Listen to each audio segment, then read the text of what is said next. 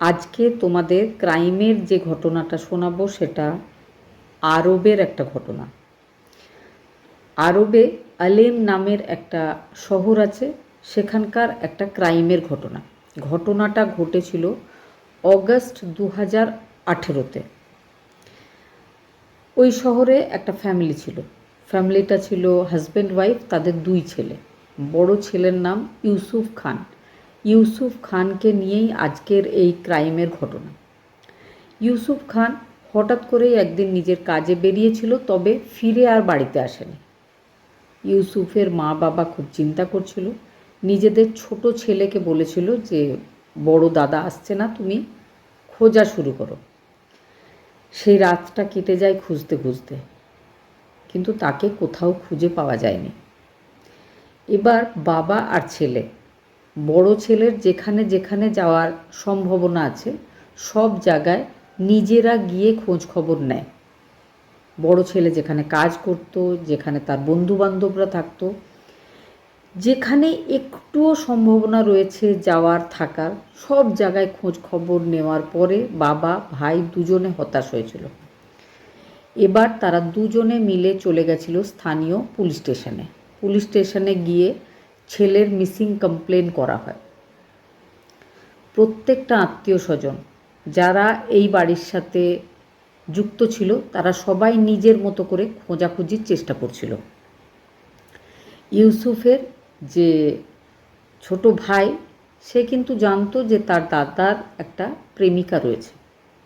প্রেমিকাকে দাদা খুব পছন্দ করে, 7-8 বছরের রিলেশনশিপ তাদের। সেই মহিলা খুব ধনী মহিলা। আসলে তিনি মরক্কোর মানুষ, তবে কর্মসূত্রে আরবের আলেম শহরে এসে থাকতেন। তিনি ছিলেন একজন কুক। বিভিন্ন রকম অনুষ্ঠান, কখনো কোনো হোটেল, কখনো কোনো রেস্টুরেন্ট ইত্যাদিতে তিনি রান্নার কাজ করতেন।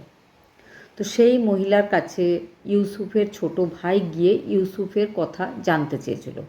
মহিলা কাঁদতে শুরু করেন। কাঁদতে কাঁদতে তিনি বলেন যে আমিও কিন্তু সেদিন থেকে, যেদিন থেকে তার ফোনের সুইচ অফ হয়ে গেছে, তাকে খোঁজার চেষ্টা করছি। আমি বুঝতে পারছি না কোথায় গেলে তাকে পাবো বা তার কোনো খবর পাবো। এবার ওই মহিলা ইউসুফের ছোট ভাইকে নিজের বাড়িতে নিয়ে বসায়। দুজনে মিলে অনেক কথা বলে, আর কোথায় যেতে পারে ইউসুফ সেই সমস্ত আলোচনা করে। এবার কিন্তু আলোচনা করতে করতে দুপুর হয়ে গেছে, লাঞ্চ করার একটা টাইম এসে গেছে। ইউসুফের যে গার্লফ্রেন্ড, নাম ছিল জরিন খান। জরিন খান ইউসুফের ছোট ভাইকে বলে যে তুমি এখানে লাঞ্চ করে তারপর তুমি যেও। ইউসুফের ছোট ভাইয়েরও এই মহিলা জরিন খানকে বেশ ভালো লাগছিল, কারণ জরিন খান খুব ভালোভাবে আন্তরিকভাবে কথাগুলো বলছিল, শুনছিল। জরিন নিজের কিচেনে চলে যায়। কিচেনে গিয়ে সে খাবার রেডি করা শুরু করেছিল ইউসুফের ছোট ভাইয়ের জন্য। ইউসুফের ছোট ভাই এই পর্যন্ত অনেক কথা বলছিল জরিনের সাথে। শুধু তাই নয়, জরিনকে সে নিজের দাদার বউ হিসাবেই কথা বলছিল। সে জরিনের কাছে, জরিনের কিচেনে গিয়ে দাঁড়ায়। এবার কিচেনে দাঁড়িয়ে দাঁড়িয়ে দুজন কথা বলছে। ইউসুফের ছোট ভাইয়ের হাতের কাছেই রয়েছে একটা বড় মিক্সার গ্রাইন্ডার। সেই গ্রাইন্ডারের একটা জারকে হাতে তুলে নিয়ে ঘোরাতে ঘোরাতে সে জরিনের সাথে কথা বলছে। হঠাৎ ঘোরাতে ঘোরাতে একটা ছোট্ট হাড়ের মতো কিছু মেঝেতে পড়ে। তো সেই ছোট ভাই সেই হাড়ের মতো জিনিসটা তুলে দেখেছিল ভালোভাবে। তার কিন্তু মনে হয়েছিল এটা কোনো হাড়ের টুকরো নয়, এটা আসলে একটা মানুষের দাঁত। তার অবাক লেগেছিল যে মানুষের দাঁত বা মানুষের দাঁতের মতো দেখতে কোনো জিনিস গ্রাইন্ডারে আটকে রয়েছে কেন। সে কিন্তু এবার জরিন খানের কাছে বিদায় নিয়ে বলেছিল আমার খুব জরুরি কাজ আছে, তো পরে আবার অন্য কোনো দিন এসে লাঞ্চ করব, আমি এখন যাই। এই কথা বলে সে সেখান থেকে বেরিয়ে চলে গেছিল। সেখান থেকে সে সোজা পুলিশ স্টেশনে গেছিল। পুলিশকে সমস্ত ব্যাপারগুলো জানিয়েছিল আর বলেছিল যে ভাইয়ের প্রেমিকার বাড়িতে মিক্সার গ্রাইন্ডারের ভেতর একটা মানুষের দাঁতের মতো জিনিস দেখে তার খুব সন্দেহ হয়েছে। এবার যেন পুলিশ ঠিকভাবে টেস্ট করে দেখে যে এই দাঁতটা আসলে কার। পুলিশ টেস্ট করেছিল। টেস্ট রিপোর্টে জানা গেছিল যে ওটা মানুষেরই দাঁত।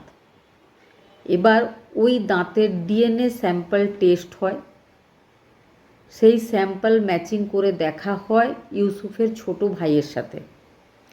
দুটো রিপোর্ট মিলে যায়, প্রমাণিত হয়ে যায় এই দাঁতটা হচ্ছে ইউসুফ খানের।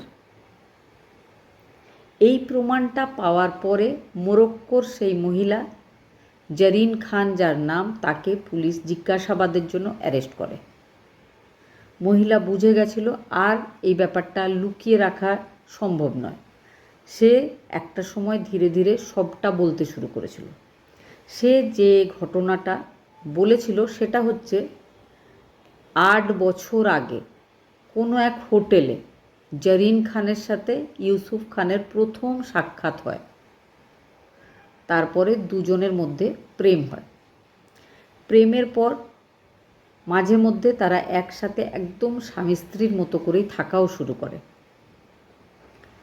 তবে সময় কাটার সাথে সাথে জরিন লক্ষ্য করে যে ইউসুফের তার সাথে বিয়ে করার ইচ্ছা নেই। ইউসুফ আরও অন্য কোনো মেয়ের সাথে বিয়ে করতে চাইছে। জরিন বারবার নিজের বয়ফ্রেন্ডকে বোঝাবার চেষ্টা করে যে এটা ঠিক নয়, আমরা 8 বছর ধরে সাথে আছি। কিন্তু জরিন যখন দেখে যে তার বয়ফ্রেন্ডকে কোনোভাবে আর বোঝানো সম্ভব নয়, জরিনকে সে বিয়ে করবেই না, তখন তার মনে হয় যে তার বয়ফ্রেন্ডের আর বেঁচে থাকার কোনো অধিকার নেই। কিন্তু কিভাবে কি করবে? শুরু হয় প্ল্যান, হয়ে যায় প্ল্যান। এবার নিজের বয়ফ্রেন্ডকে কল করে বলে যে আজকে তুমি এসো, রাত্রে ডিনারটা আমার সাথে করো, কিছু কথা আছে। আগেও অনেকবার ইউসুফ জরিনের বাড়ি গেছে, সেদিনও সে সন্দেহ করেনি, তার বাড়ি গেছে। ঘুমের ওষুধ মেশানো খাবার জরিন ইউসুফকে দিয়েছে। ইউসুফ সেই ওষুধ মেশানো খাবার খেয়ে অঘোরে ঘুমিয়েছে। ঘুমন্ত অবস্থায় জরিন তার গলা খুব জোরে চেপে দিয়ে তার নিঃশ্বাসটা বন্ধ করে দিয়েছে। এতক্ষণ সে রাগের মাথায় এই কাজগুলো করছিল। এবার তার মনে হয় এই 70 কিলো ওজনের বয়ফ্রেন্ডকে সে কিভাবে গায়েব করবে, কোথায় গিয়ে ফেলে আসবে। আগেই বলেছি সে একজন কুক ছিল। তো সে নানা রকম চিন্তা করতে করতে সে নিজের কিছু টাকা পয়সা নিয়ে চলে যায় মলে গিয়ে বড় বড় বাসনপত্র, বড় একখানা গ্রাইন্ডার, বড় ছুরি, যা যা দরকার ছিল সব নিয়ে চলে আসে। তার প্ল্যান ছিল যে সে বডিটাকে টুকরো করবে, সেটাই করেছিল। কিছু টুকরো ব্যবস্থা করে ফ্রিজের মধ্যে রেখে দেওয়া হয়। বাকি টুকরোগুলো রান্না করা শুরু করে। এই সঙ্গে আরও একটা ব্যাপার বলি, এই যে মহিলা জরিন খান, সে কিন্তু যথেষ্ট ধনী একজন মহিলা। তার পাশেই বিল্ডিং তৈরি হচ্ছিল।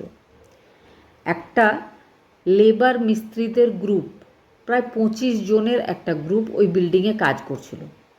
মাঝে মধ্যেই এই জরিন খান নামের মহিলা যখন নিজের কোনো আত্মীয় স্বজনের মৃত্যুদিন থাকতো, কোনো পবিত্র মাস থাকতো, তো সে সেই পাশের লেবার মিস্ত্রি যে 25 জন কাজ করছিল তাদের খাবারের ব্যবস্থা করত।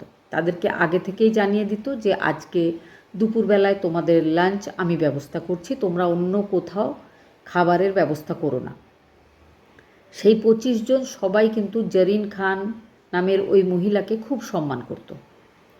জরিন খান সমস্ত রান্নাবান্নার জিনিসপত্র নিয়ে আসে, তারপরে ওই 25 জনের টিমকে বলে যে আজকের খাবারের ব্যবস্থা আমি করেছি। সে সত্যি সত্যি দুপুর পর্যন্ত 25 জনের রান্না রেডি করে। রান্না যেটা করেছিল সেটা হচ্ছে বিরিয়ানিটা কিন্তু ইউসুফ খানের শরীরের মাংস থেকে তৈরি। আর তৈরি করেছিল স্বামী কাবাব মানে মাংসের বড়া। হাড়গুলোকে সবসময় সে আলাদা করে রেখে দিচ্ছিল। এইভাবে কিন্তু 4 দিন ধরে ওই মজদুরদের 25 জনেরই খাবার ব্যবস্থা করছিল সে প্রতিদিন। হাড়গুলোকে রেখে দেওয়া হয়েছিল। তারপর হাড়গুলোকে বড় কুকারে সেদ্ধ করে গ্রাইন্ডারে গুঁড়ো করে বিভিন্ন প্যাকেটে বিভিন্ন জায়গায় ডাস্টবিনে ফেলে আসা হয়। কখনো কখনো কুকুরদেরকে খাইয়ে দেওয়া হয়। অন্যদিকে ইউসুফের জামা কাপড়, পার্স, মোবাইল সব পুড়িয়ে ফেলা হয়। এবার কিন্তু জারিনের বাড়িতে আর কিচ্ছু নেই ইউসুফ খানের। কিন্তু বলে না, অপরাধী যতই চালাক হোক, অপরাধ একটা সময় সবার সামনে আসবেই আর অপরাধীকে শাস্তি পেতেই হবে। সেটা এই ঘটনার ক্ষেত্রেও হয়েছিল।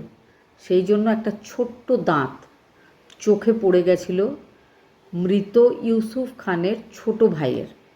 তারপরেই এই সমস্ত ব্যাপারটা সবার সামনে এসেছিল। বিভিন্ন মিডিয়ার চ্যানেল, বিভিন্ন নিউজ চ্যানেল, বিভিন্ন নিউজ পেপার সব জায়গায় 2018 সালে এই খবরটা ছড়িয়ে পড়েছিল।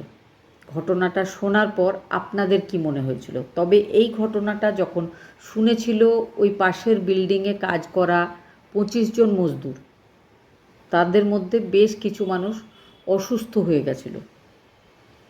নিজের প্রতি তাদের ঘৃণা হচ্ছিল, তারা বমি করছিল বারবার। বর্তমানে জারিন খান নামের ওই মহিলা পুলিশ কাস্টাডিতেই রয়েছে। এখনও তার বিচার চলছে। কী সাজা হবে সেটা এখনও ডিসাইড হয়নি।